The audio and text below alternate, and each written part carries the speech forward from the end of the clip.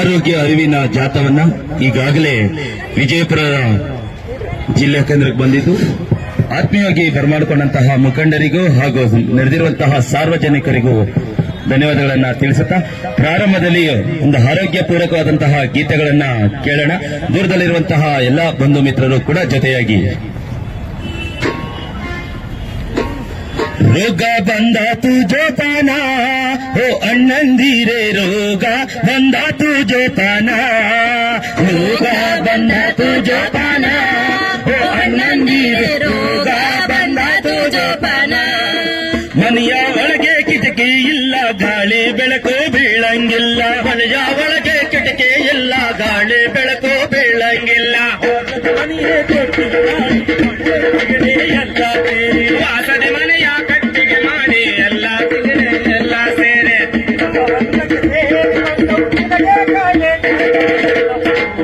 ಬಂದಾದ ಜೋಪಾನ ಓ ಅಣ್ಣಂದಿರೆ, ರೋಗ ಬಂದಾದ ಜೋಪಾನ.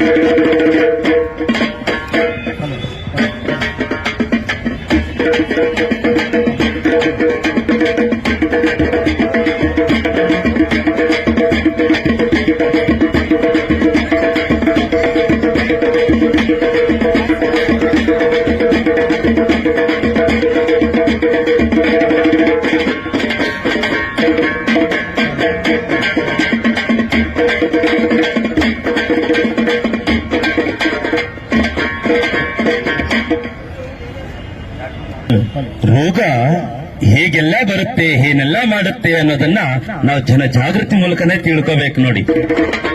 ಹಾಗಾಗಿ ಏನಾಯ್ತಿದ, ಮನೆಯ ಒಳಗೆ ಕಿಟಕಿ ಇಲ್ಲ, ಗಾಳಿ ಬೆಳಕು ಬೀಳಂಗಿಲ್ಲ, ಮನೆಯ ಒಳಗೆ ಕಿಟಕಿ ಇಲ್ಲ, ಗಾಳಿ ಬೆಳಕು ಬೀಳಂಗಿಲ್ಲ.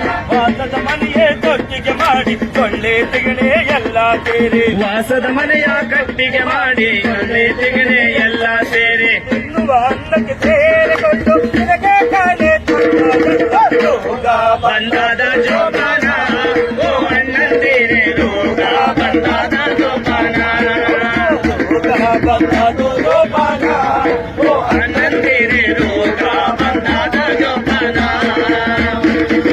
ಹೊಲದ ಕೆಲಸ ಮಾಡೋದೀಯ, ಕೈಯ ಕೆಸರು ಮಾಡ್ಕೊಂತೀಯ, ಹೊಲದ ಕೆಲಸ ಮಾಡೋದೀಯ, ಕೈಯ ಕೆಸರು ಮಾಡ್ಕೊಳ್ತೀಯ. ಹೊತ್ತು ಮೀರಿ ಮನೆಗೆ ಬಂದು ಕೈಯ ತೊಳೆಯದೆ ತಿನ್ನುತ್ತೀಯ, ಹೊತ್ತು ಮೀರಿ ಮನೆಗೆ ಬಂದು ಕೈಯ ತೊಳೆದೆ ಉಣ್ಣುತ್ತೀಯ. ರೋಗ ಬಂದಾದ ಜೋಪಾನ ಓ ಅಣ್ಣಂದಿರೆ, ರೋಗ ಬಂದಾದ ಜೋಪಾನ.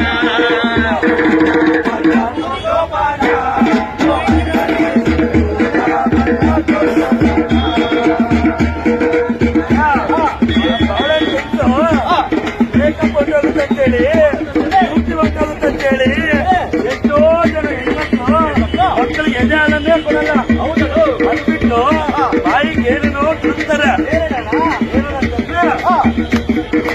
ಬಾಳೆಂಗೋ ಬಿಂಗ ಮಾಡಿ ಮಕ್ಕಳನ್ನು ಮರೆಯುತ್ತಾಳೆ,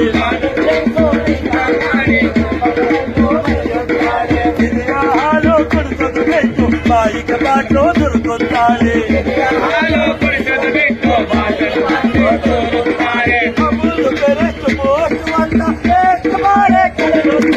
ರೋಗ ಬಂದಾದ ಜೋಪಾನ ಓ ಅಣ್ಣಂದಿರೆ, ರೋಗ ಬಂದಾದ ಜೋಪಾನ, ಓ ಅಣ್ಣಂದಿರೆ, ರೋಗ ಬಂದಾದ ಜೋಪಾನ. ರೋಗ ಬಂದ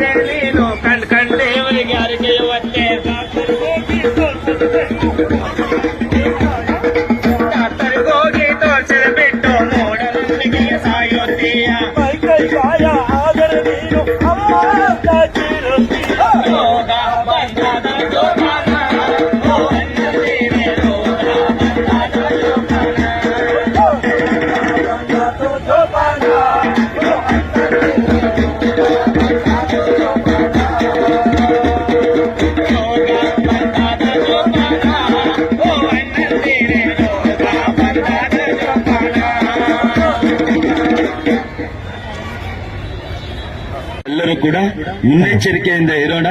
ಆರೋಗ್ಯ ಹಕ್ಕಿನ ಅರಿವಿನ ಜಾಥಾ ಇದೀಗ ಪ್ರಾರಂಭ ಆಗ್ತಾ ಇದೆ. ಹಾಗಾಗಿ ದೂರದಲ್ಲಿರುವಂತಹ ಎಲ್ಲಾ ಬಂಧು ಮಿತ್ರರು ಕೂಡ ವೇದಿಕೆ ಮುಂದೆ ಬಂದು ಆರೋಗ್ಯ ಹಕ್ಕು ಅಂದ್ರೆ ಏನು, ಆರೋಗ್ಯದ ಹಕ್ಕಿನಿಂದ ಆಗುವ ಲಾಭಗಳೇನು ಅನ್ನುವಂಥ ಎಲ್ಲಾ ವಿಚಾರಗಳನ್ನ ಈ ಒಂದು ಜಾಥಾ ಮೂಲಕ ನಾವೆಲ್ಲರೂ ಕೇಳಬಹುದು ಅಂತ ಹೇಳುತ್ತಾ ಮತ್ತೊಂದು ಗೀತೆಯನ್ನ ಕೇಳಬಹುದು.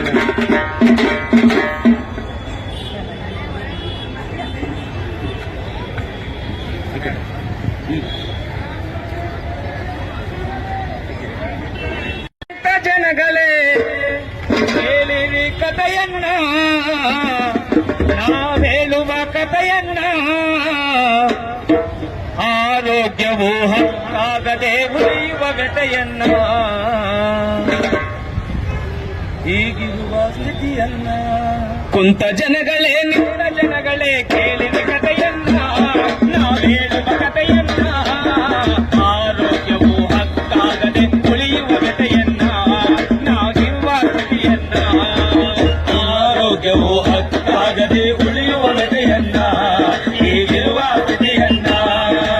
ಆರೋಗ್ಯವು ಹಕ್ಕಾಗದೆ ಉಳಿಯುವ ವ್ಯಥೆಯನ್ನ, ಹೀಗಿರುವ ಸ್ಥಿತಿಯನ್ನ. ಆರೋಗ್ಯವು ಹಕ್ಕಾಗದೆ ಉಳಿಯುವ ವ್ಯಥೆಯನ್ನ, ಹೀಗಿರುವ ಸ್ಥಿತಿಯನ್ನ. ಆರೋಗ್ಯ ಮಾನವ ಹಕ್ಕೆಂದು, ಆರೋಗ್ಯ ಮಾನವ ಹಕ್ಕೆಂದು.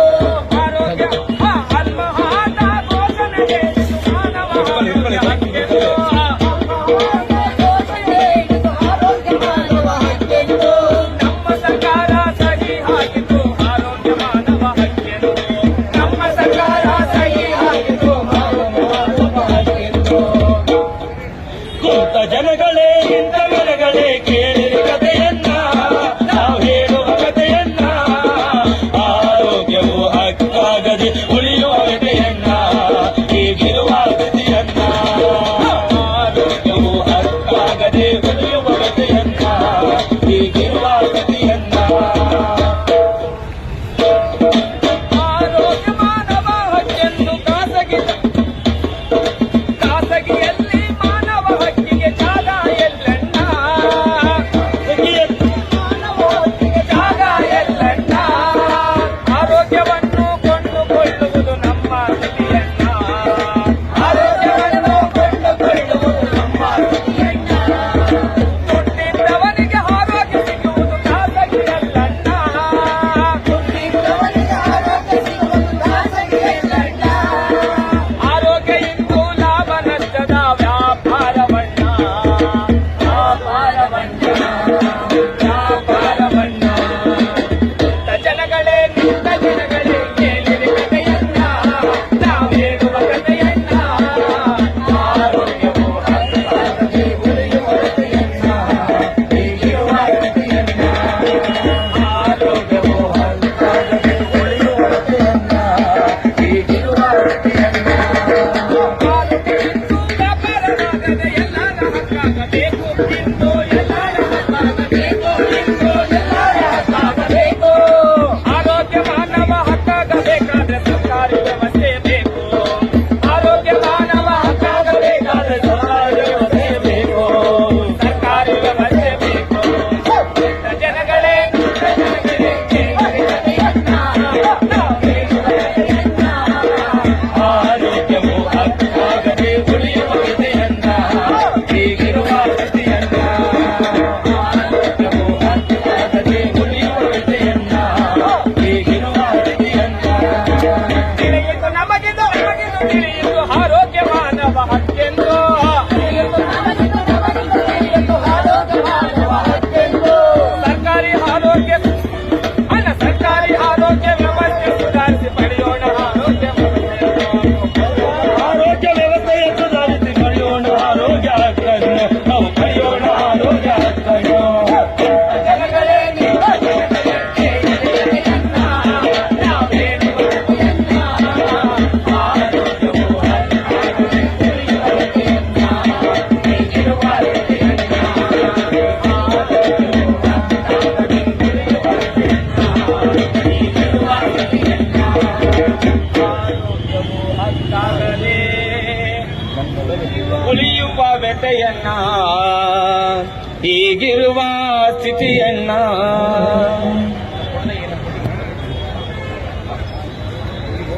ಅಂದೇ ಘೋಷಿಸಿತು ಆರೋಗ್ಯ ಮಾನವ ಹಕ್ಕೆಂದು ಅಂತ. ಅದು ಏನು ಹೇಳುತ್ತೆ ಅನ್ನೋದನ್ನ ಇದೀಗ ನಾಟಕದಲ್ಲಿ ನೋಡೋಣ.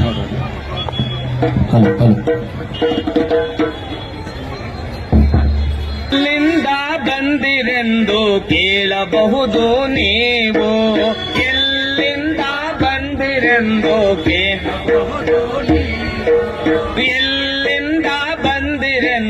ಕೇಳಬಹುದು ನೀವು, ಎಲ್ಲಿಂದ ಬಂದಿರೆಂದು ಕೇಳಬಹುದು ನೀವು, ಜನರ ನಡುವಿನಿಂದ ಎಂದು ಹೇಳುತ್ತೇವೆ ನಾವು, ಜನರ ನಡುವಿನಿಂದ ಎಂದು ಜನರ ನಡುವಿನಿಂದ ಎಂದು ಹೇಳುತ್ತೇವೆ ನಾವು,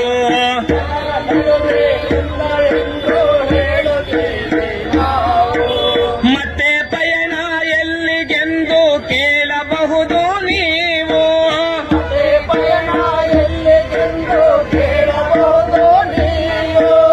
ಮತ್ತೆ ಜನರ ಕಡೆಗೆ ಎಂದು ಹೇಳುತ್ತೇವೆ ನಾವು, ಕಡೆಗೆ ಎಂದು ಹೇಳುತ್ತೇವೆ, ತಿರುಗಿ ಮತ್ತೆ ಜನರ ನಡುವೆ ಹೋಗುತ್ತೇವೆ ನಾವು,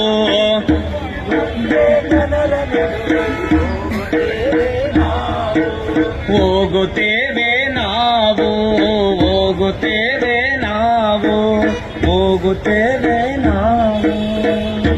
ಆ ಆ ಆ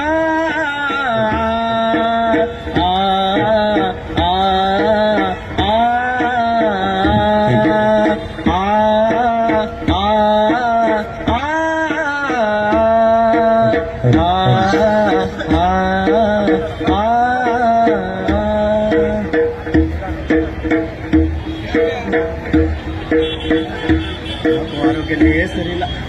ಕೆಮ್ಮು, ನೆಗಡಿ, ಜ್ವರ, ಬಾಬಾ ಯಾಕಾದ್ರೂ ಹುಟ್ಟಿದವ ಏನಪ್ಪ ಈ ಸಮಾಜದ, ಏನಪ್ಪ ಮಾಡೋದು? ಓ ಚಲಪತಿ ಆಡ ಯಾಕಪ್ಪ ಹಿಂಗ್ ಕೂತ್ಕೊಂಡ್ಬಿಟ್ಟೆ? ಓ ಯಾಕೋ ಆರೋಗ್ಯನೇ ಸರಿ ಇಲ್ಲ ಕಣಣ. ಅಯ್ಯೋ ಆರೋಗ್ಯ ಸರಿ ಇಲ್ಲ ಅಂತೀಯ, ಹಾ. ಆಸ್ಪತ್ರೆಗಾದ್ರೂ ಹೋಗೋದಲ್ವೇನಪ್ಪ? ಯಾವ ಆಸ್ಪತ್ರೆಗಣ? ನೋಡಿ ಹೆಂಗ್ ಕೇಳ್ತಾನೆ, ಯಾವ ಆಸ್ಪತ್ರೆಗೆ ಅಂದ್ರೆ ನಮ್ಮ ಆಸ್ಪತ್ರೆಗೆ, ಗೌರ್ಮೆಂಟ್ ಆಸ್ಪತ್ರೆಗೆ. ಅಲ್ಲಣ್ಣ, ಹಾ. ಯಾವ್ದು ನಮ್ಮದು ಯಾವ್ದು ನಮ್ಮಲ್ಲ ಅಲ್ಲಣ್ಣ. ಈ ಸರ್ಕಾರಿ ಆಸ್ಪತ್ರೆಗೆ ಹೋದ್ರು ಚೀಟಿ ಹೊರಗಡೆ ಬರ್ಕೊಡ್ತಾರೆ, ಹಾ. ಖಾಸಗಿ ಆಸ್ಪತ್ರೆಗೆ ಹೋದ್ರು ಕೂಡ ಚೀಟಿ ಹೊರಗಡೆ ಬರ್ಕೊಡ್ತಾರೆ. ಹಾ. ಆದ್ರೆ ಆಗೋ ಖರ್ಚಂತೂ ಹಾಗೆ ಹೋಗುತ್ತೆ ಬಿಡಪ್ಪ. ಹಂಗಂದ್ರೆ ಹೆಂಗಪ್ಪ? ಹಾ. ನೋಡಿ ಸರ್ಕಾರದ ಒಂದು ನೀತಿ ಇದೆ, ಏನಪ್ಪ?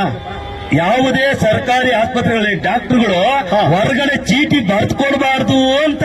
ಹೌದೇನಣ್ಣ? ಹೌದು, ಹಾ. ಅಷ್ಟೇ ಅಲ್ಲ, ಇನ್ನೊಂದು ಇತ್ತೀಚೆಗೆ ಒಂದು ಆದೇಶ ಕೂಡ ಬಂದಿದೆ, ಕೇಳು. ಅದೇನು ಆದೇಶ ಬಂದಿದೆಯಾ? ಏನು ಅಂತಂತೀರಾ? ನೋಡಿ, ಸರ್ಕಾರಿ ಆಸ್ಪತ್ರೆಗಳಲ್ಲಿ ಯಾವುದೇ ಕಾರಣಕ್ಕೆ ಚೀಟಿ ಹೊರಗಡೆ ಬರ್ಕೊಡ್ಬಾರ್ದು. ಅಷ್ಟೇ ಅಲ್ಲ, ಎಲ್ಲಾ ಸೇವೆಗಳು ಕೂಡ ಉಚಿತವಾಗಿ ಸರ್ಕಾರಿ ಆಸ್ಪತ್ರೆ ಒಳಗಡೆ ನಡಿಬೇಕು. ಮತ್ತೆ ಮಾತ್ರೆಗಳು, ಔಷಧಿಗಳು ಕೂಡ ಸರ್ಕಾರಿ ಆಸ್ಪತ್ರೆ ಒಳಗಡೆನೆ ಕೊಡಬೇಕು ಅಂತ. ಅಲ್ಲಣ್ಣ, ಹಾ. ನೀವ್ ಹೇಳೋದು ಸರಿ, ಆದ್ರೆ ಹಾ. ಈ ಸರ್ಕಾರಗಳು ಹಾ. ಎಲ್ಲಾ ಸವಲತ್ತುಗಳನ್ನು ಹಾಸ್ಪಿಟ್ಲ್ ಕೊಟ್ಟು ಅವು ಜನರಿಗೆ ಉಚಿತವಾಗಿ ಸಿಗುವಂಗೆ ಮಾಡ್ಬೇಕಲ್ಲಪ್ಪ. ಮಾಡಬೇಕು. ಹಾ. ಅಯ್ಯೋ, ಅವೆಲ್ಲ ಯಾವ ಕಾಲಕ್ಕೆ ಆಗ್ತಾವೇಳು? ಯಾರು ಮಾಡ್ಬೇಕೇಳು? ಯಾರು ಮಾಡ್ಬೇಕಂದ್ರೆ ಸರ್ಕಾರದವರೇ ಮಾಡ್ಬೇಕು. ಯಾಕೆ? ನಾವು ಓಟ್ ಹಾಕಿಲ್ವಾ? ಹೌದು. ಟ್ಯಾಕ್ಸ್ ಕಟ್ಟಿಲ್ವಾ? ಹೌದು. ಹಾಗಾಗಿ ಅವರೇ ಮಾಡುವಂತೆ ಹೇಳ್ಬೇಕು. ಹೌದಣ್ಣ, ಹಾ. ಸರ್ಕಾರ ನಮ್ದೇ, ಹಾ. ಆದ್ರೆ ಅವ್ರು ಮಾಡ್ಬೇಕಲ್ಲಪ್ಪ ಅನ್ನೋದೇ ನನ್ನ ಪ್ರಶ್ನೆ. ಹೆಂಗಂದ್ರೆ ಮಗು ಅಳ್ದಿರವೆ ತಾಯಿ ಹಾಲು ಕೊಡಲ್ಲ ಅಂತ ಗಾದೆ. ಹೌದು. ಹಾಗೆ ಹಾ. ನಾವು ಕೇಳ್ದೇನೆ ಹಾ. ಯಾವ್ದು ಕೊಡಲ್ಲಪ್ಪ, ಅದು ಬಿಟ್ಟು ಹಾ. ನೀನು ಸರ್ಕಾರಿ ಹಾಸ್ಪಿಟಲ್ ಬಿಟ್ಟು ಪ್ರೈವೇಟ್ಗಂತ ಹೋದ್ರೆ ಹಾ. ಲಕ್ಷ ಲಕ್ಷ ಕಿತ್ಕೊಂತಾರೆ. ಹೌದು, ಅವ್ರಿರೋದು ದುಡ್ಡು ಕಿತ್ಕೊಳ್ಳೋಕೆ. ಅದಕ್ಕೆ ತಾನೇ ಬಂಗ್ಲೆ ಮೇಲೆ ಬಂಗ್ಲೆ ಕಟ್ಕೊಂಡು ಎಸಿ ರೂಮಲ್ಲಿ ಕೂತ್ಕೊಂಡಿರೋದು. ಅಯ್ಯೋ, ಬರೀ ಮಾತುಗಳು ವೇಸ್ಟ್ ಕಂಡ್ರಯ್ಯ. ಅಣ್ಣ ಅಣ್ಣ, ಈಗ ಏನ್ ಮಾಡ್ಬೇಕು ಅಂತ ಹೇಳಿ. ಈಗ ಸರ್ಕಾರಿ ಆಸ್ಪತ್ರೆಯಲ್ಲಿ ಉಚಿತವಾಗಿ ಟ್ರೀಟ್ಮೆಂಟ್ ಕೊಡೋ ಹಾಗೆ ಮಾಡಬೇಕು. ಅದೇ ಇವತ್ತಿನ ಪ್ರಸ್ತುತ ನಮ್ಮ ಮಾಡ್ಬೇಕಾದ ಕೆಲಸ. ಅದು ಬಿಟ್ಟು ಬೇರೆ ಕಡೆ ಹೋಗ್ತೀನಂದ್ರೆ ಆಗ್ತದಾ? ಆಗಲ್ಲಣ್ಣ.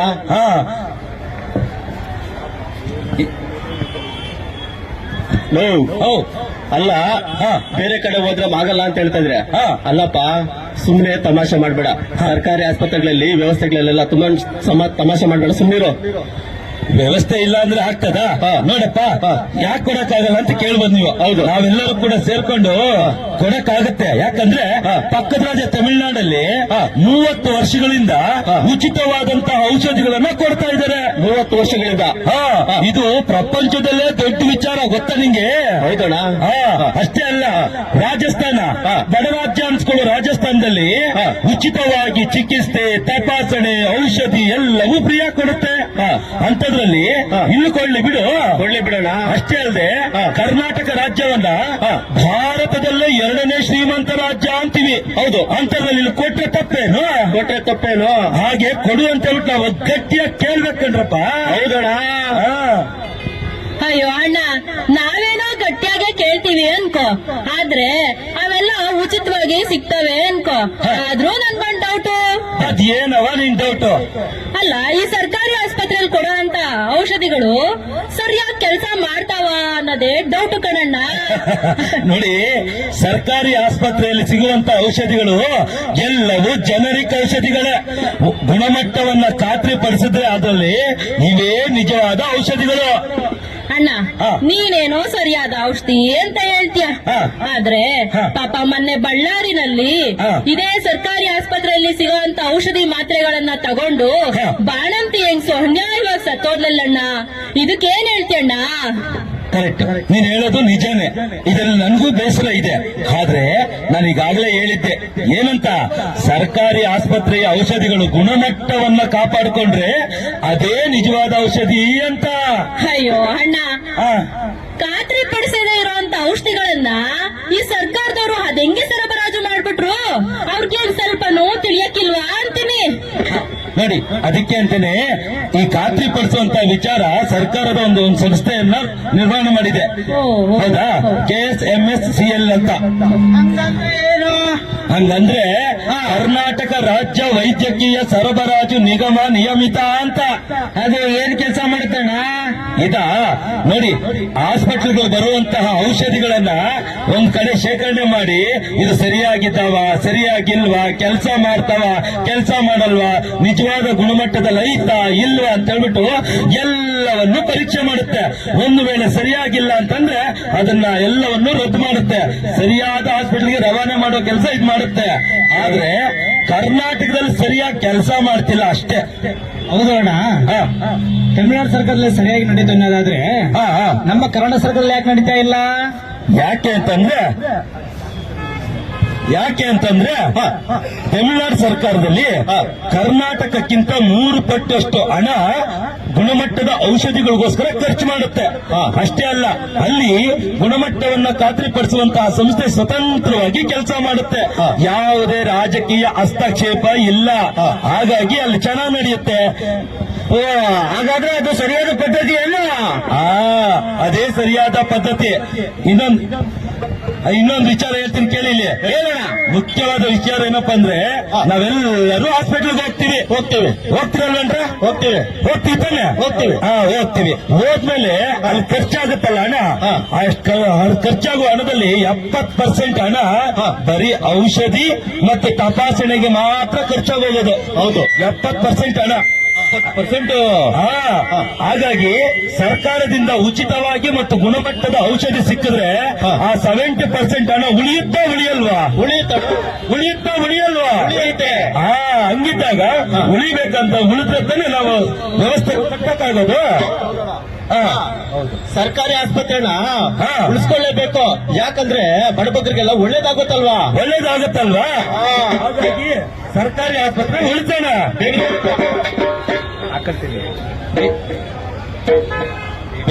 ಬೇಕು ಸರ್ಕಾರಿ ಆಸ್ಪತ್ರೆ ಬೇಕು, ಉಳಿಯಬೇಕು ಸರ್ಕಾರಿ ಆಸ್ಪತ್ರೆ ಉಳಿಯಬೇಕು. ಸರ್ಕಾರಿ ಆಸ್ಪತ್ರೆ ಬೇಕು, ಉಳಿಯಬೇಕು ಸರ್ಕಾರಿ ಆಸ್ಪತ್ರೆ ಬೇಕು ಸರ್ಕಾರಿ ಆಸ್ಪತ್ರೆ ಬೇಕು, ಉಳಿಯಬೇಕು ಸರ್ಕಾರಿ ಆಸ್ಪತ್ರೆ ಉಳಿಯಬೇಕು.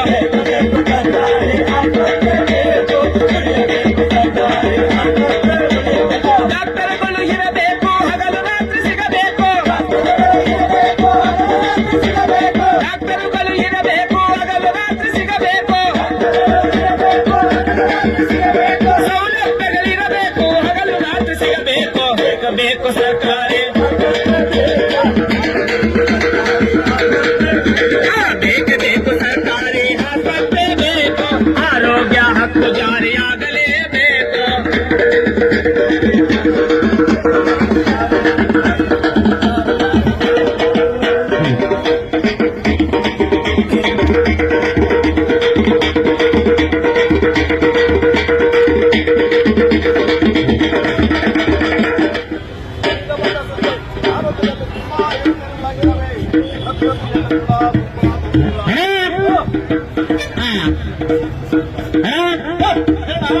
ಏನಣ್ಣ ಊಟಕ್ಕೆ ಪೇಪರ್ ಬರ್ತಿದ್ಯಾ?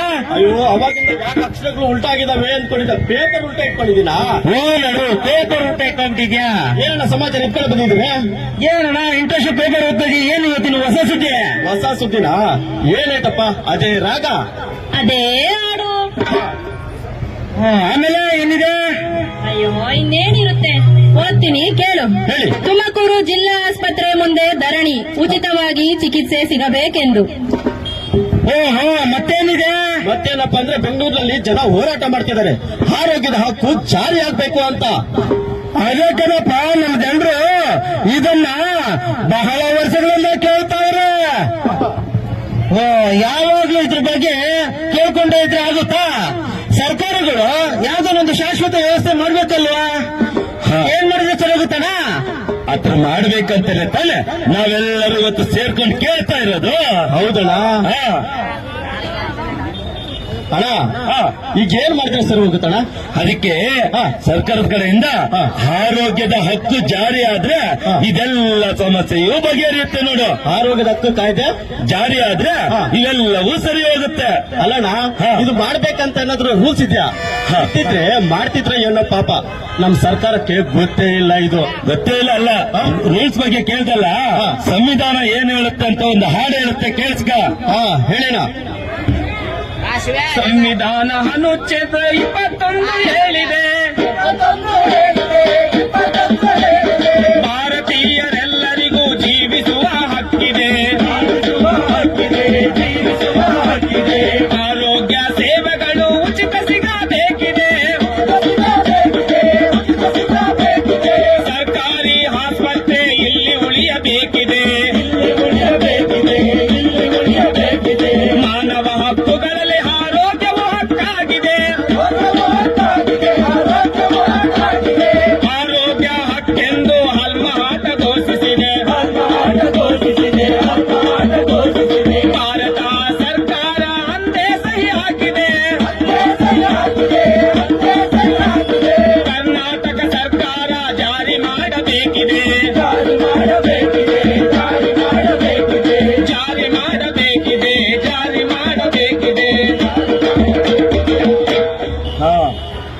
ಹೌದು, ಕರ್ನಾಟಕ ಸರ್ಕಾರ ಜಾರಿ ಮಾಡಬೇಕಾಗಿದೆ. ಸಂವಿಧಾನದಲ್ಲಿ ರಾಜ್ಯ ನೀತಿ ತತ್ವಶಾಸ್ತ್ರದಲ್ಲಿ ಏನ್ ಹೇಳಿದೆ ಅಂದ್ರೆ ಆರೋಗ್ಯ ಹಕ್ಕು ನೀತಿ ಜಾರಿ ಆಗ್ಬೇಕು ಅಂತ ಹೇಳಿದೆ. ಅಷ್ಟೇ ಅಲ್ಲ, ಸಂವಿಧಾನದ 21ನೇ ಅನುಚ್ಛೇದ ಏನ್ ಹೇಳುತ್ತೆ ಅಂದ್ರೆ ಮಾನವನ ಮೂಲಭೂತ ಹಕ್ಕುಗಳಲ್ಲಿ ಒಂದಾದಂತಹ ಜೀವಿಸುವ ಹಕ್ಕನ್ನು ಕೊಟ್ಟಿದೆ. ಇಷ್ಟಕ್ಕೂ ಜೀವಿಸೋದು ಅಂದ್ರೆ ಏನ್ರಪ್ಪ? ಅಲ್ಲ ನನ್ ಗೊತ್ತ, ಚೆನ್ನಾಗುತ್ತ ಏನಣ್ಣ ಕೇಳದ ಎಲ್ಲ ತಿನ್ನದ.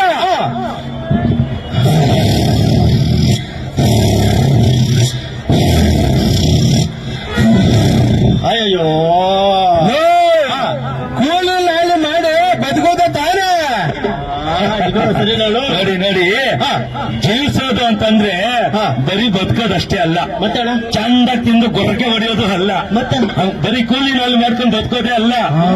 ಜೀವಿಸೋದಂದ್ರೆ ಆರೋಗ್ಯ ಪೂರಕವಾಗಿ ಜೀವಿಸೋದಲ್ವೇನ್ರಪ್ಪ? ಆರೋಗ್ಯವಾಗಿ ಬದುಕೋದು. ಆತರ ಆರೋಗ್ಯವಾಗಿ ಬದುಕಬೇಕು ಅಂತಂದ್ರೆ ಆರೋಗ್ಯದ ಹಕ್ಕು ಕಾಯ್ದೆ ಜಾರಿ ಆಗ್ಬೇಕು.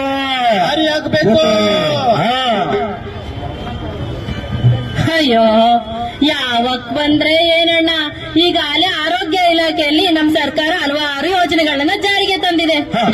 ಆದ್ರೂ ಅಂತದ್ದೇನು ಬದಲಾವಣೆ ಆಗಿಲ್ಲಪ್ಪ. ಇದ್ಯಾವುದೋ ಹಕ್ಕು ಅಂತ ಬೇರೆ ಹೇಳ್ತಾ ಇದ್ಯಾ?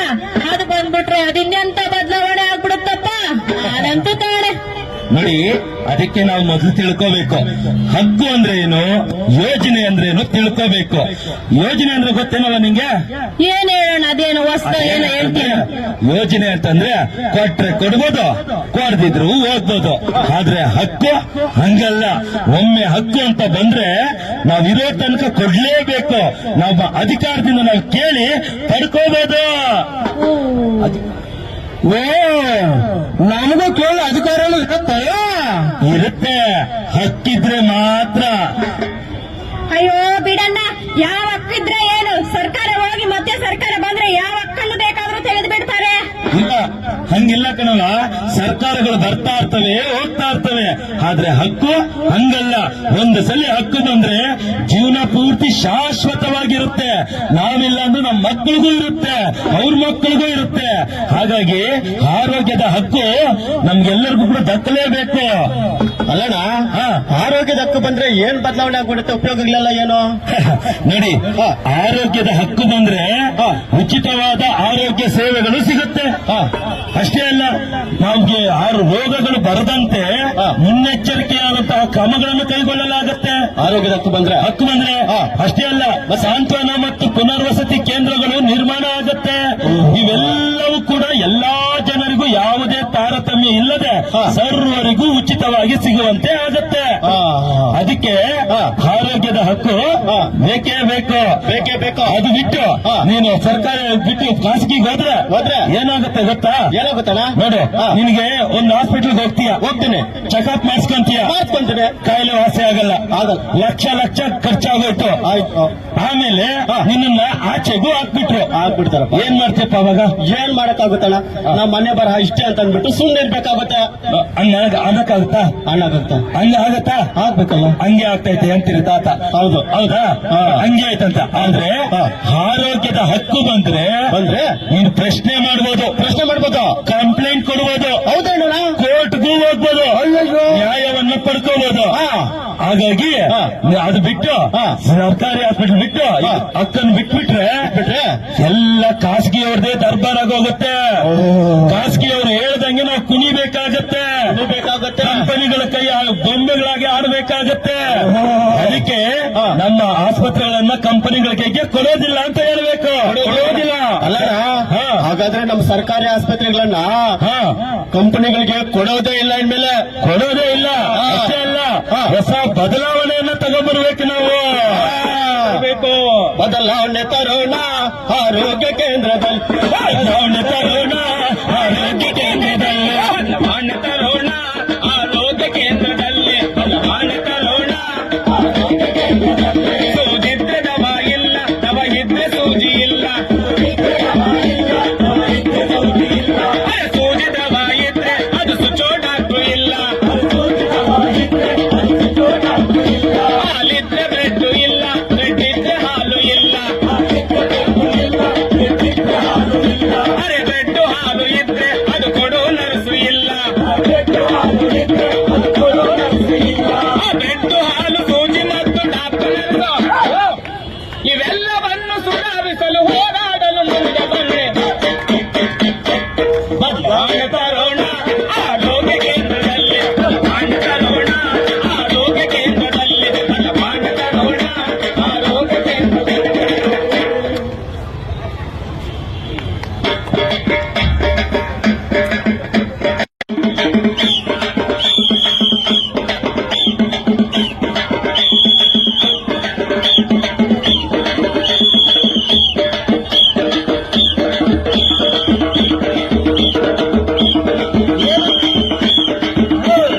ಏನಪ್ಪ ಪಿ ತೂತಕ್ಕೆ ಏನ್ ಸಮಾಚಾರ? ಅಣ್ಣ, ನಾನು ಉತ್ತರದು ಪಿಪಿನೇ. ಆದ್ರೆ ಸರ್ಕಾರ ಉತ್ತರದು ಪಿಪಿ ಅಲ್ಲಣ್ಣ. ಪಿ ಅಂತ. ಪಿ ಅಂದ್ರೆ ಏನು? ಒಂದು ಹಾಡು ಕೇಳೋಣ, ಗೊತ್ತಾಗುತ್ತೆ. ಹೇಳೋಣ. ಪಿಪಿ ಎಂದರೆ ಓದುವ ಪಿಪಿ ಅಲ್ಲ. ಪಿಪಿ ಎಂದರೆ ಓದುವ ಪಿಪಿ.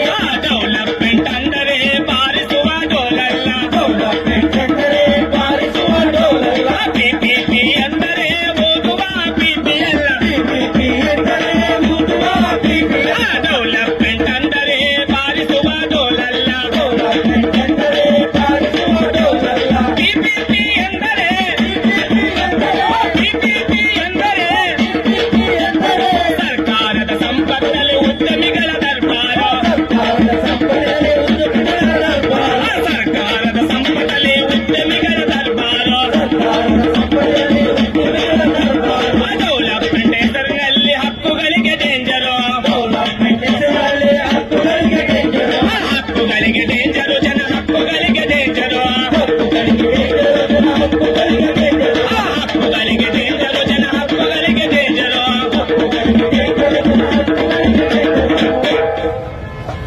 ಗೊತ್ತಾಯ್ತಾ? ಅಲ್ಲಣ್ಣ, ಏನು ಗೊತ್ತಾಗ್ಲಿಲ್ಲ. PPP ಅಂದ್ರೆ ಸ್ವಲ್ಪ ಕ್ಲಿಯರಿಟಿ ಹೇಳೋಣ. PPP ಅಂದ್ರೆ ಪಬ್ಲಿಕ್ ಪ್ರೈವೇಟ್ ಪಾರ್ಟ್ನರ್ಶಿಪ್ ಅಂತ. ಅಯ್ಯೋ ಮಾರಾಯ, ಕನ್ನಡದಲ್ಲಿ ಹೇಳಪ್ಪ. ನಮ್ ಜನ ಎಲ್ಲ ಇಲ್ಲಿ ನೆರೆದಿರೋರು ಕನ್ನಡಿಗರು. ಚಿನ್ಸೋಣ ಚಿನ್ಸು, ನಾನು ಮರ್ತಾ ಬಿಡ್ತೀನಿ. ಹಾಗಾಗಿ ನೆನಪು ಮಾಡ್ತಾ ಇರ್ಬೇಕು ನೀನು. ಕನ್ನಡದಲ್ಲೇ ಹೇಳ್ಬಿಟ್ಟು ನೋಡು. ಅಂದ್ರೆ ಸಾರ್ವಜನಿಕ ಖಾಸಗಿ ಒಡಂಬಡಿಕೆ ಅಂತ. ಓ ಇದು ಕನ್ನಡನೇನಾ? ನಿನ್ನ ನಮ್ಗೆ ಅರ್ಥ ಆಗೋ ಭಾಷೆಯಲ್ಲಿ ಇರೋ ಅಷ್ಟು ಕೋಪ ಮಾಡ್ಕೊಂಡ್ರೆ ಹೆಂಗೆ? ನಾವು ಬಂದಿರೋದೇ ಹೇಳೋದಕ್ಕೆ. ನಮ್ಮ ಅಣ್ಣಗೆ ಸ್ವಲ್ಪ ಸಿಟ್ಟು ಜಾಸ್ತಿ, ಬೇಜಾರು ಮಾಡ್ಕೊಬಿಡೋಣ. ಮನಸ್ಸು ಬೆಣ್ಣೆ ತರಣ. ಕರಗೋಗ್ತಾ ಇತ್ತು, ನೋಡ್ತಾ ಇದ್ದೀನಣ್ಣ. ಹೌದು ಹೌದು. ನೋಡಿ, PPP ಅಂತಂದ್ರೆ ಸರ್ಕಾರಿ ಹಾಸ್ಪಿಟಲ್ನ ದುಡ್ಡಿರೋರು ಕಂಪನಿಗಳವರು ಬಂದು ತಗೊಂಡು ನಾವೆಲ್ಲವನ್ನು ಫ್ರೀಯಾಗಿ ಮಾಡ್ತೀವಿ ಅಂತ ಹೇಳ್ಬಿಟ್ಟು ಆಶ್ವಾಸನೆ ಕೊಟ್ಟು ಅದನ್ನ ಸಂಪೂರ್ಣವಾಗಿ ತಮ್ಮ ತೆಕ್ಕೆಗೆ ತಗೊಂಡ್ಬಿಡ್ತಾರೆ. ಹಾಗಾಗಿ ನಾವು ಅದನ್ನೆಲ್ಲ ಉಚಿತವಾಗಿ ಕೊಡ್ತೀವಿ ಅಂತ ಹೇಳ್ತಾರೆ. ಅಂತದನ್ನ ನಾವು PPP ಅಂತ ಹೇಳ್ತಾ ಇದ್ವಿ. ಎಲ್ಲ ಕೊಡ್ತಾರ. ಎಲ್ಲ ಕೊಡೋದಾದ್ರೆ ಕೊಡ್ಲಿ ಬಿಡು. ಈ ಸರ್ಕಾರಿ ಆಸ್ಪತ್ರೆಯಲ್ಲಿ ಉಚಿತವಾಗಿ ಕೊಡೋದೇ ಇಲ್ಲ. ಹೌದು ಹೌದು. ಅದೇನು ಸರ್ಕಾರ ಆಸ್ಪತ್ರೆಗಳಲ್ಲಿ ಡಾಕ್ಟರ್ ಇದ್ರೆ ನರ್ಸ್ ಇರಲ್ಲ, ನರ್ಸ್ ಇದ್ರೆ ಡಾಕ್ಟರ್ ಇರಲ್ಲ, ಇರುತ್ತರ ಇದ್ರೆ ಔಷಧಿ ಇರಲ್ಲ. ಅಷ್ಟೇ ಕಲ್ಲಣ್ಣ, ಸೀರಿಯಸ್ ಅಂತ ಹೋದ್ರೆ ಬೇರೆ ಕಡೆ ಹೋಗಿ ಬೇಕಾದ್ರೆ ಚೀಟಿ ಬರ್ಕೊಡ್ತೀವಿ ಅಂತ ಹೇಳ್ಬಿಡ್ತಾರೆ. ಕರೆಕ್ಟ್, ನೀವೆಲ್ಲ ಹೇಳ್ತಾ ಇದ್ರಿ. ಈಗ ಹಾಗಂತ ಮಾತ್ರಕ್ಕೆ ನಾವು ಇದ್ ಮಾಡಕ್ಕಾಗತ್ತಾ? ನೋಡು, ಒಂದು ವಿಚಾರ ಹೇಳ್ತೀನಿ, ಇನ್ನೂ ಪೂರ್ತಿಯಾಗಿ ಕೇಳಿಲ್ಲ. ಹೇಳಿನ ಪೂರ್ತಿಯಾಗಿ ಕೇಳಿಸ್ಕೊ. ಪ್ರೈವೇಟ್ ಅವ್ರಿಗೆ ಸರ್ಕಾರದವರು ಜಾಗ ಕೊಟ್ಟು ದುಡ್ಡು ಕೊಟ್ಟು ಸವಲತ್ತು ಕೊಟ್ಟು ನೀವು ನಡ್ಸ್ಕೊಂಡು ಹೋಗ್ರಿ ಅಂತ ಹೇಳ್ತಾ ಇರೋದು. ಜಾಗನು ಕೊಟ್ಟು ನಿಮ್ಗೆ ಸವಲತ್ತು ಕೊಟ್ಟು ದುಡ್ಡನ್ನು ಕೊಟ್ಟು ನಡ್ಸ್ಕೊಂಡೋಗಿ ಅಂತ ಹೇಳ್ತಾರ. ಹೌದು, ಅದೇ ಮಾಡ್ತಾರಲ್ಲ. PPP ಅಂದ್ರೆ ಎಲ್ಲ ಸರ್ಕಾರನೇ ಕೊಡೋದು, ಅಧಿಕಾರ ಮಾತ್ರ ಪ್ರೈವೇಟ್ ಅವ್ರು ನಡ್ಸ್ಕೊಂಡು ಹೋಗೋದು. ಅಲ್ಲಣ್ಣ, ಎಲ್ಲ ಅವ್ರಿಗೆ ಕೊಟ್ಟು ಯಾಕೆ ನಡ್ಸ್ಬೇಕು ಅಂತ ಹೇಳ್ಬೇಕು? ಇವ್ರಿಗೆ ನಡ್ಸಕ್ಕೆ ತಾಕತ್ತಿಲ್ವಾ? ಅಯ್ಯ,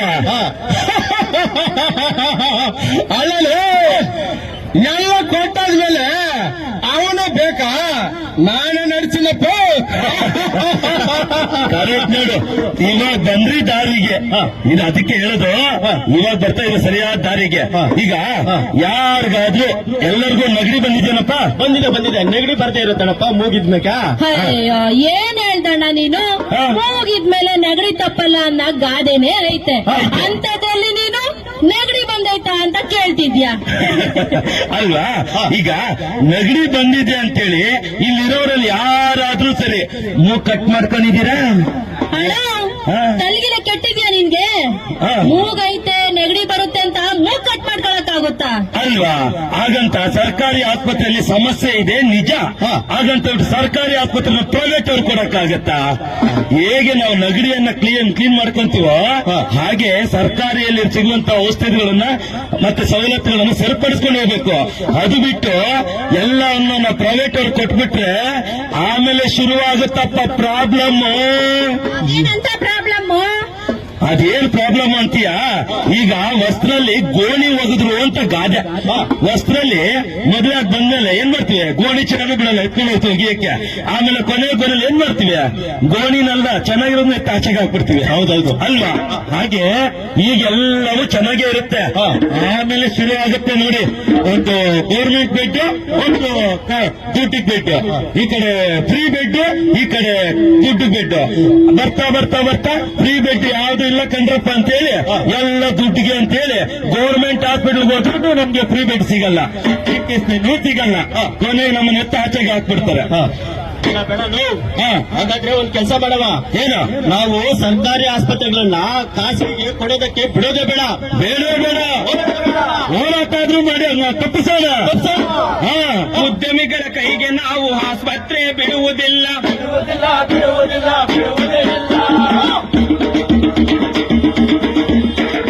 ಉದ್ಯಮಿಗಳ ಕೈಗೆ ನಾವು ಆರೋಗ್ಯ ಕೊಡುವುದಿಲ್ಲ. ಖಾಸಗಿಗೆ ಕೊಟ್ಟರೆ ಖರೀದಿಗೆ ಮಾಡ್ತಾರೆ.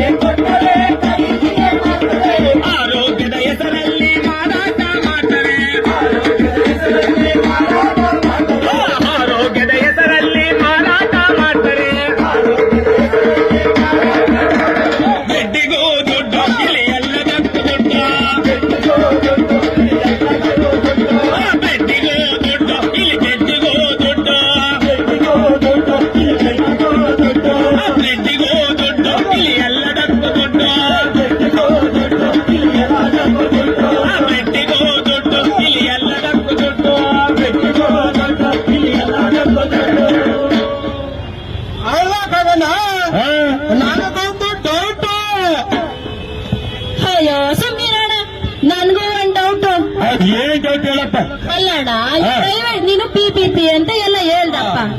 ಈ ಖಾಸಗಿಯವರು ಸರ್ಕಾರದವ್ರ ಜೊತೆ ಸೇರಿ ಎಲ್ಲಾದ್ರೂ ಹಾಸ್ಪಿಟ್ಲ್ ಓಪನ್ ಮಾಡಿ ನಡೆಸಿದ್ದೆ ಆದ್ರೆ ಸರಿಯಾಗಿ ಕೆಲಸ ಮಾಡಿದವ ಅದರಿಂದ ಏನಾನ ಉಪಯೋಗ ಆಗೈತಾ ಅನ್ನೋದೇ ನಮ್ ಡೌಟು. ಮಾಡಿದರೆ ಆದ್ರೆ ಉದ್ಧಾರ ಆಗಿಲ್ಲ. ಹೌದಾ? ಹೆಂಗಂದ್ರೆ ಉಡುಪಿ ರಾಯಚೂರಲ್ಲಿ ಮಾಡಿದ್ರು. ರಾಯಚೂರಲ್ಲಿ ಅಪೋಲೋರ್ ಜೊತೆ ಸೇರ್ಕೊಂಡು ಮಾಡಿದ್ರು. ಅಪೋಲೋ ಜೊತೆ 10 ವರ್ಷ ಮಾಡಿದ್ರು. ಅಪೋಲೋದವ್ರು ಏನ್ ಮಾಡುತ್ತಂದ್ರೆ ಈ ಜನಗಳ ಹತ್ರದಿಂದ ದುಡ್ಡು ವಸೂಲಿ ಮಾಡಕ್ ಶುರು ಮಾಡಿದ್ರು. ಇದರಿಂದ ಸರ್ಕಾರ ಅಲ್ಲಿಂದ ವಾಪಸ್ ಕಿತ್ಕೊಂಡ್ಬಿಡ್ತು. ಆಮೇಲೆ ಈ ಉಡುಪಿಯಲ್ಲೂ ಅದೇ ಕತೆ, ಡೆಲ್ಲಿಯಲ್ಲೂ ಅದೇ ಕತೆ. ಇಷ್ಟಕ್ಕೂ ಈ PPP ಪ್ರಾರಂಭ ಆಗಿತ್ತು ಇಂಗ್ಲೆಂಡ್ ಅಲ್ಲೂ ಅದೇ ಕತೆ. ಈಗ ನಮ್ಮ ಸರ್ಕಾರದವರು ನಮ್ಮ ತುಮಕೂರು, ಬೆಂಗಳೂರು ಗ್ರಾಮಾಂತರ, ದಾವಣಗೆರೆ, ವಿಜಯಪುರ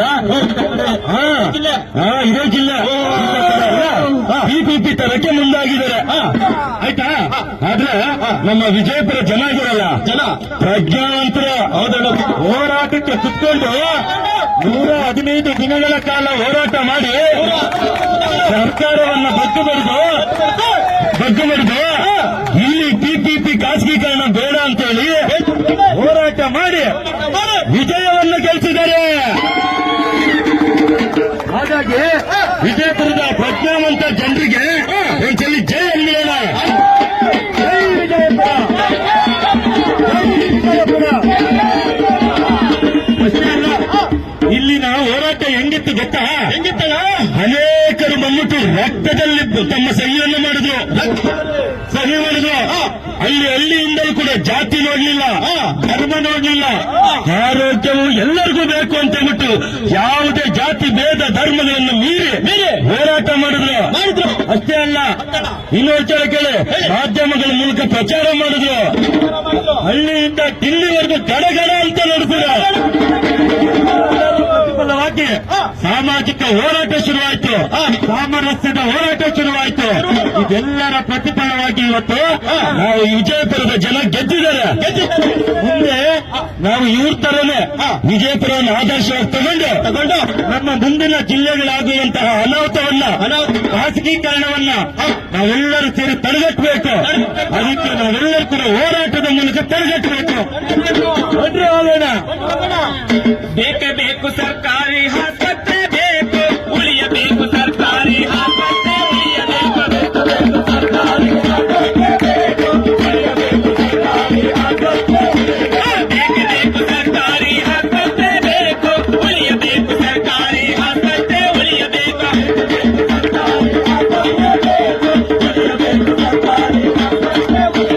ಡಾಕ್ಟರ್ಗಳು ಇರಬೇಕು, ಹಗಲು ರಾತ್ರಿ ಸಿಗಬೇಕು,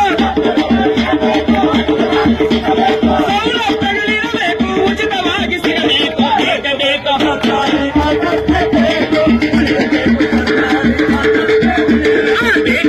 ಸರ್ಕಾರಿ ಆಸ್ಪತ್ರೆ ಬೇಕು, ಉಳಿಯಬೇಕು ಸರ್ಕಾರಿ ಆಸ್ಪತ್ರೆ, ಉಳಿಯಬೇಕು ಸರ್ಕಾರಿ ಆಸ್ಪತ್ರೆ ಬೇಕು, ಆರೋಗ್ಯ ಕಾಯ್ದೆ ಜಾರಿಯಾಗಬೇಕು, ಬೇಕು ಸರ್ಕಾರಿ ಆಸ್ಪತ್ರೆ ಬೇಕು, ಆರೋಗ್ಯ ಹಕ್ಕು ಕಾಯ್ದೆ ಜಾರಿಯಾಗಬೇಕು, ಆರೋಗ್ಯ ಹಕ್ಕು ಕಾಯ್ದೆ ಜಾರಿಯಾಗಬೇಕು, ಆರೋಗ್ಯ ಹಕ್ಕು ಕಾಯ್ದೆ ಜಾರಿಯಾಗಬೇಕು.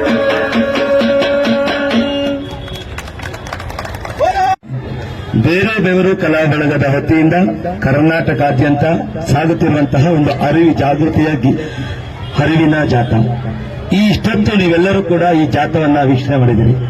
ಈ ಜಾಥದ ಬಗ್ಗೆ, ಈ ನಾಟಕದ ಬಗ್ಗೆ ಅಥವಾ ಇನ್ನೇನಾದ್ರೂ ಇದ್ರೆ ನಿಮ್ಮ ಅಭಿಪ್ರಾಯಗಳನ್ನ ಹಂಚ್ಕೋಬಹುದು ಸಾರ್ವಜನಿಕವಾಗಿ ಹಾಗೂ ಆಯೋಜಕರ ಪರವಾಗಿ. ಸಾರ್ವಜನಿಕರು ಸ್ವಯಂ ಪ್ರೇರಿತವಾಗಿ ಬಂದು ನಿಮ್ಮ ಅಭಿಪ್ರಾಯವನ್ನ ಹಂಚ್ಕೋಬಹುದು.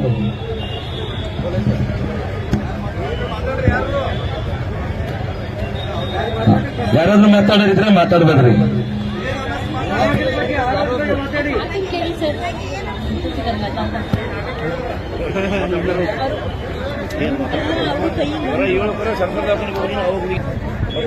ಈ ಒಂದು ಆರೋಗ್ಯ ಅರಿವು ಕಲಾ ತಂಡಕ್ಕೆ ಈ ನಮ್ಮ ವಿಜಯಪುರ ಜಿಲ್ಲೆಗೆ ಸ್ವಾಗತ ಕೋರುತ್ತಾ ಈ ಒಂದು ತಮ್ಮ ನಾಟಕದ ಮುಖಾಂತರ ಈ ಒಂದು ನಮ್ಮ 6 ದಿವಸ ನಾವು ಸತತವಾಗಿ ಹೋರಾಟವನ್ನು ಕೈಗೊಂಡಿದ್ದೇವೆ.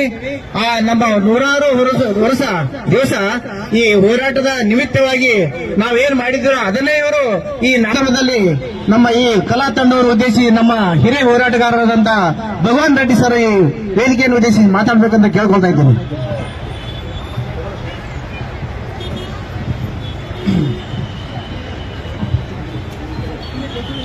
ಈಗ ತಾನೇ ಒಂದು ಆರೋಗ್ಯ ಹಕ್ಕಿನ ಪ್ರತಿಪಾದನೆಗಾಗಿ ಇಡೀ ರಾಜ್ಯಾದ್ಯಂತ ಜಾಥಾವನ್ನು ಹಮ್ಮಿಕೊಂಡಿರುವಂತಹ ಪ್ರಯುಕ್ತ ಇವತ್ತ ಬಿಜಾಪುರ ನಗರದಲ್ಲಿ ಬೇರು ಮತ್ತು ಬೇವರು ತಂಡದವರು ತುಂಬಾ ಮನೋಜ್ಞವಾಗಿ ಕಳೆದ ಒಂದೂವರೆ ತಾಸಿನಿಂದ ನಾಟಕವನ್ನು ಪ್ರದರ್ಶಿಸಿದರೆ ನನಗೆ ಈ ನಾಟಕ ತುಂಬಾ ಇಷ್ಟ ಆಯಿತು. ಕಲಾವಿದರು ಜನಗಳಿಗೆ ಅವರೇನು ಸಂದೇಶ ಕೊಡಬೇಕಂತ ಅಂದ್ಕೊಂಡಿದ್ರು ಆ ಸಂದೇಶವನ್ನು ಕೊಡ್ಲಿಕ್ಕೆ ಸಾಧ್ಯ ಆಗಿದೆ ಅಂತ ನನಗೆ ಅನಿಸ್ತಾ ಇದೆ. ಸಂದೇಶ ಅಂದ್ರೆ ಇಷ್ಟೇನೆ, ಸರ್ಕಾರಿ ಆಸ್ಪತ್ರೆಯಲ್ಲಿರುವಂತಹ ಸೌಲಭ್ಯಗಳು ಜನಸಾಮಾನ್ಯರಿಗೆ ಸಿಗಬೇಕು.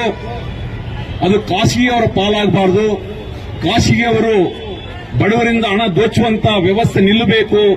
ಸರ್ಕಾರಿ ಆಸ್ಪತ್ರೆಗಳಲ್ಲಿ ಉಚಿತ ಸೇವೆ ಸಿಗಬೇಕು, ಔಷಧಗಳು ಉಚಿತವಾಗಿ ಸಿಗಬೇಕು, ಎಲ್ಲ ಟ್ರೀಟ್ಮೆಂಟ್ಗಳು ಪರೀಕ್ಷೆಗಳು ಉಚಿತವಾಗಿ ಸಿಗಬೇಕನ್ನುವಂತ ಸಂದೇಶವನ್ನು ಇಟ್ಕೊಂಡು ಇಡೀ ರಾಜ್ಯಾದ್ಯಂತ 17 ದಿನಗಳ ಕಾಲ ಏನು ಈ ಜಾಥಾ ನಡೆದಿದೆ, ಇದು ನಿಜವಾಗ್ಲೂ ಹೆಮ್ಮೆ ಪಡುವಂತ ವಿಷಯ. ನಮ್ಮ ಜನಗಳಲ್ಲಿ ಅವರ ಹಕ್ಕನ್ನ ಪ್ರತಿಪಾದಿಸ್ತಾ ಇದ್ದಾರೆ. ಅಂದ್ರೆ ಸರ್ಕಾರಿ ಆಸ್ಪತ್ರೆಯಲ್ಲಿ ಔಷಧಿಗಳು ಕೊಡಬೇಕು, ಚೀಟಿ ಕೊಡಬಾರದು ಹೊರಗಡೆಗೆ. ಅವರೆಲ್ಲ ಪರೀಕ್ಷೆಗಳನ್ನು ಅಲ್ಲೇ ಮಾಡಬೇಕು, ಎಲ್ಲ ಟ್ರೀಟ್ಮೆಂಟ್ ಅಲ್ಲೇ ಕೊಡಬೇಕು ಅವರು ಅನ್ನುವಂಥದ್ದು ಎಷ್ಟೋ ನಮ್ಮ ಬಡ ಜನಗಳಿಗೆ, ಅನಕ್ಷರಸ್ಥರಿಗೆ, ರೈತರಿಗೆ, ಕಾರ್ಮಿಕರಿಗೆ ಗೊತ್ತಿಲ್ಲ. ಇವತ್ತು ಈ ಜಾಥಾದ ಮೂಲಕ ಇದೆಲ್ಲ ಕೂಡ ಅವರು ಮನವರಿಕೆ ಮಾಡಿಸಿದರೆ ಅವರಿಗೆ ನಾನು ನಮ್ಮ ಬಿಜಾಪುರ ಮೆಡಿಕಲ್ ಕಾಲೇಜ್ ಹೋರಾಟ ಸಮಿತಿಯ ಪರವಾಗಿ ಅನಂತ ಧನ್ಯವಾದಗಳನ್ನು ಅರ್ಪಿಸ್ತೀನಿ. ಮತ್ತು ಮುಖ್ಯವಾಗಿ ಹೇಳ್ಬೇಕಂತಂದ್ರೆ 115 ದಿವಸ ಹೋರಾಟ ಮಾಡಿ ನಾವೆಲ್ಲ ಜೈಲಿಗೆ ಹೋದಿವಿ. 15 ದಿವಸ ಜೈಲಿನಲ್ಲಿದ್ದು ಬಂದ ನಂತರ ನಾವು ಜೈಲಿನಲ್ಲಿದ್ದಾಗನೇ ಇಲ್ಲಿ ಮುಖ್ಯಮಂತ್ರಿಯವರು ಹೋದ ತಿಂಗಳ 9ನೇ ತಾರೀಕು ಶ್ರೀಮಾನ್ ಸಿದ್ದರಾಮಯ್ಯ ಸಾಹೇಬರು ಬಿಜಾಪುರಿಗೆ ಬಂದಾಗ ನಾವು ಬಿಜಾಪುರನಲ್ಲಿ ಪಿಪಿಪಿ ಮಾದರಿಯನ್ನ ಕೈಬಿಟ್ಟಿದೀವಿ, ಸರ್ಕಾರಿ ಮೆಡಿಕಲ್ ಕಾಲೇಜನ್ನ ಜಾರಿ ಮಾಡ್ತೀವಿ ಅಂತೇಳಿ ದರ್ಬಾರ್ ಕಾಲೇಜ್ ಮೈದಾನದಲ್ಲಿ ಸಾವಿರಾರು ಜನಗಳ ಎದುರುಗಡೆ ಘೋಷಣೆಯನ್ನು ಮಾಡಿದರೆ ಅದನ್ನು ನಾವು ಹೋರಾಟ ಸಮಿತಿಯಿಂದ ಸ್ವಾಗತಿಸ್ತಾ ಇದ್ದೀವಿ. ಅಷ್ಟೇ ಅಲ್ಲದೆ ನಾವು ಈ ರಾಜ್ಯ ಸರ್ಕಾರಕ್ಕೆ ಆಗ್ರಹ ಪಡಿಸುವುದೇನೆಂದ್ರೆ ಮುಂಬರುವ ಬಜೆಟ್ನಲ್ಲಿ ಅನುದಾನವನ್ನು ಮೀಸಲಿಟ್ಟು ಇಲ್ಲಿನ ಮೆಡಿಕಲ್ ಕಾಲೇಜ್ ಶಂಕುಸ್ಥಾಪನೆ ಮಾಡಬೇಕು. ಕೂಡಲೇ ಆ ಮೆಡಿಕಲ್ ಕಾಲೇಜ್ ಪ್ರಾರಂಭದ ಕಾರ್ಯಗಳನ್ನು ಪ್ರಾರಂಭಿಸಬೇಕಂತ ಹೇಳ್ಬಿಟ್ಟು ಕೂಡ ನಾವು ಇವತ್ತು ಒತ್ತಾಯಿಸ್ತಾ ಇದ್ದೀವಿ. ಮತ್ತು ಕೊನೆಯದಾಗಿ ಇಡೀ ಬಿಜಾಪುರ ಜಿಲ್ಲೆ ಜನತೆ ತನು ಮನ ಧನ ಸಹಾಯದೊಂದಿಗೆ ಈ ಒಂದು ಸರ್ಕಾರಿ ಮೆಡಿಕಲ್ ಕಾಲೇಜ್ ಆಗಬೇಕು, ಸರ್ಕಾರಿ ಆಸ್ಪತ್ರೆ ಖಾಸಗಿಯವರಿಗೆ ಹೋಗಬಾರದು ಅನ್ನುವಂತ ಹೋರಾಟಕ್ಕೆ ಬೆಂಬಲಿಸಿದರು 4 ತಿಂಗಳ ಕಾಲ. ಅವ್ರಿಗೆಲ್ಲರಿಗೂ ಕೂಡ ನಾನು ಮತ್ತೊಮ್ಮೆ ಹೋರಾಟ ಸಮಿತಿಯ ಪರವಾಗಿ ಅನಂತ ಅಭಿನಂದನೆ ಸಲ್ಲಿಸ್ತೀನಿ. ಮತ್ತು ನಮ್ಮ ಕಲಾವಿದರು ಚಂದ್ರಶೇಖರನ್ ಮತ್ತು ತಂಡದವರು ನನಗೆ ಬಹಳ ಖುಷಿಯಾಯಿತು. ಅವರಿವತ್ತ ಏನು ಕೆಲಸ ಮಾಡ್ತಾ ಇದ್ದಾರೆ ಅದಕ್ಕೆ ಯಾವ ರೀತಿಯಿಂದ ಬೆಲೆ ಕಟ್ಟಿದ್ರೂ ಸಾಕಾಗುವುದಿಲ್ಲ. ಎಷ್ಟೇ ನಾವು ಗೌರವವನ್ನ, ನಮ್ಮ ಪ್ರೀತಿ, ವಿಶ್ವಾಸ ಇಡೀ ಬಿಜಾಪುರ ಜಿಲ್ಲೆಯ ಜನತೆ ಪರವಾಗಿ ಅವರಿಗೆ ನಾವು ಕೊಟ್ಟರು ಕೂಡ ಕಡಿಮೆ ಇದೆ. ಯಾಕಂದ್ರೆ ಅವರಂತ ಒಂದು ಅದ್ಭುತವಾದಂತ ಕೆಲಸ ಮಾಡ್ತಾ ಇದ್ದಾರೆ. ಮನುಷ್ಯನಿಗೆ ಅತ್ಯಂತ ಅವಶ್ಯಕವಾಗಿ ಬೇಕಾಗಿರುವುದು ಆರೋಗ್ಯ. ನಾವು ಬದುಕಿದ್ರೆ ತಾನೇ ಏನೆಲ್ಲ ಮಾಡ್ಲಿಕ್ಕೆ ಸಾಧ್ಯ ಇದೆ. ಬದುಕು ಅನ್ನೋದು ಮುಖ್ಯ ಇದೆ. ಒಂದು ವಾರ ಜ್ವರ ಬಂದು ಮನೆಯಲ್ಲಿ ಮಲ್ಕೊಂಡಾಗ ನೀವು ಯಾವ ಕೆಲಸನೂ ಮಾಡಕ್ಕಾಗಲ್ಲ. ವಕೀಲರಿರ್ಲಿ, ಡಾಕ್ಟರ್ ಇರಲಿ, ಇಂಜಿನಿಯರ್ ಇರಲಿ, ರೈತರಿರಲಿ, ಕೂಲಿಯವರಿರಲಿ, ಜ್ವರ ಬಂದು ಮಲ್ಕೊಂಡಾಗ ಅವೆಲ್ಲ ಕೆಲಸಗಳು ಬದಿಗೊತ್ತಿ ಹಾಸಿ ಹಿಡಿಬೇಕಾಗ್ತದೆ. ನಾವು ನಮ್ಮ ಆರೋಗ್ಯ ಸರಿ ಇದ್ರೆ ನಾವು ಏನಾದ್ರೂ ಮಾಡಬಹುದು ಈ ಸಮಾಜದಲ್ಲಿ, ಈ ದೇಶಕ್ಕೋಸ್ಕರ, ಜನಗಳಿಗೋಸ್ಕರ ಮತ್ತು ನಮ್ಮ ಕುಟುಂಬ ಸದಸ್ಯರಿಗೋಸ್ಕರ ಕೂಡ ನಾವೇನಾದ್ರೂ ಮಾಡಬೇಕಾದ್ರೆ ನಾವು ಬದುಕಿರಬೇಕು, ಆರೋಗ್ಯವಂತರಾಗಿರ್ಬೇಕು. ಅಂತ ಒಂದು ಆರೋಗ್ಯವಂತರಾಗಿರ್ಬೇಕನ್ನುವಂತ ಸಂದೇಶ ಏನ್ ಕೊಡ್ತಾ ಇದ್ರೆ ಬರೀ ಬದುಕುದಲ್ಲ, ಆರೋಗ್ಯವಾಗಿ ಬದುಕು ಅನ್ನೋದು ಹೇಳ್ತಾ ಇದ್ರೆ ಈ ಒಂದು ನಾಟಕದ ಮೂಲಕ ಇದು ಅತ್ಯಂತ ಮಹತ್ವವಾದಂತಹ ವಿಷಯ ಅಂತ ನನಗೆ ಅನಿಸಿದೆ. ಯಾಕಂದ್ರೆ ಬದುಕುವುದು ಸುಮ್ಮನೆ ಬದುಕುದಲ್ಲ, ಆರೋಗ್ಯಪೂರ್ಣವಾಗಿ ಬದುಕಬೇಕು ಮನುಷ್ಯ.